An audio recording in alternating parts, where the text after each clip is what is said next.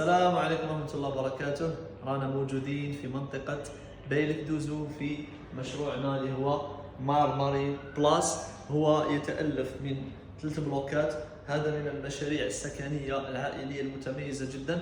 عندنا في مشروعنا كما راكم تشوفوا 42 شقة. هذا المشروع يتألف من 4 طوابق. عندنا الباركينج موجود تحت هذا المشروع بالكامل، اما الخدمات موجوده في هذا البلوك. عندنا المسبح، عندنا الجيم، عندنا كذلك الساونا والحمام.